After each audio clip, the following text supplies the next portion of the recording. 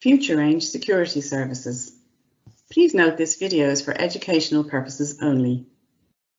In this short video, we would like to talk about a very recent CVE, HiveNightMare. Future Range Security Director Daniel Gary will demonstrate how easy it is for bad actors to exploit this vulnerability and what your organization can do to protect itself from these zero-day exploits. In this video, we will show the exploit running on a Windows 10 desktop with traditional antivirus, which wasn't blocked, and again running the exploit on a Windows 10 desktop managed with ThreatLocker using application control. Let's jump right in. Here I'm just going to show you actually that I am just a plain user here, that I'm not any administrator or don't have access to not in any groups. So you're just a local regular user here. So I'm going to run this file now and see what it does. So you can see that the executable has ran. It has printed out, it's given me 3 files basically, and it has put those files into my working directory. So if I browse to my downloads folder now, I can see there's files here. So what I'm going to do now is I'm going to bring them across into Kali Linux and see if I can dump out the hashes for the users. And doing so should allow me to gain access onto this device.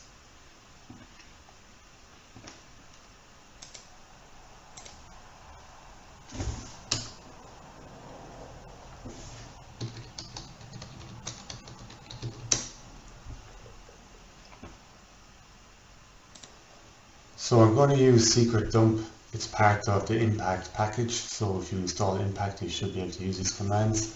I've brought over my 3 files now, and they're my 3 files that we got from running the executable. So if I just put in my command now, so secret dump system file, security file, and SAN file.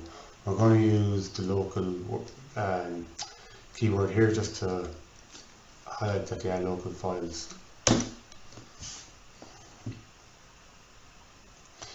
So now when this is running, it should print out my hashes for each user on the system.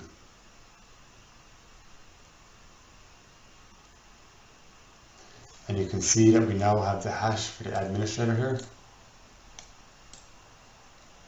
and all the other users. So you can use something like Hashcat to crack these hashes, but for now I'm just going to simply use ps-exec and pass the hash through using the username and point it at my Windows 10 device. So I'm just going to get my IP from my Windows 10 device.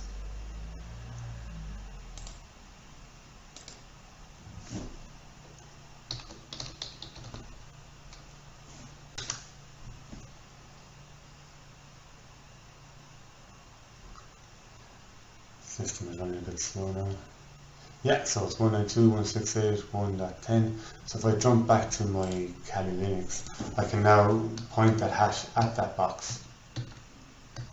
So I'm just going to use the ps-exec command and -hashes, pointing that hash that we just got from the previous command, and that should land me in the command line on my Windows 10 device. So I'm just going to run that now.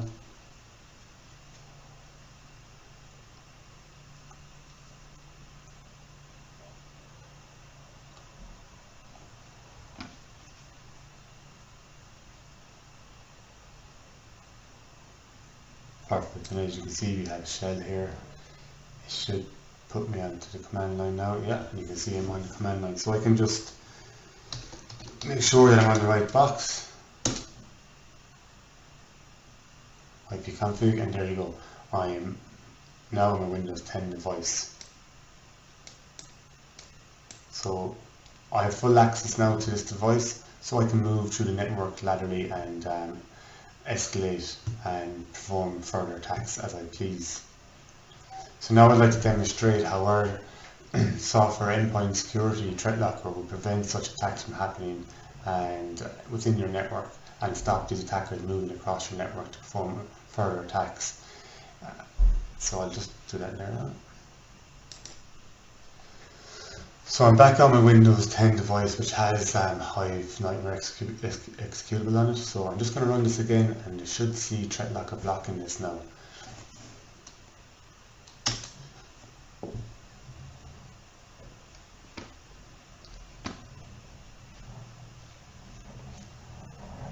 So that's trying to run there now.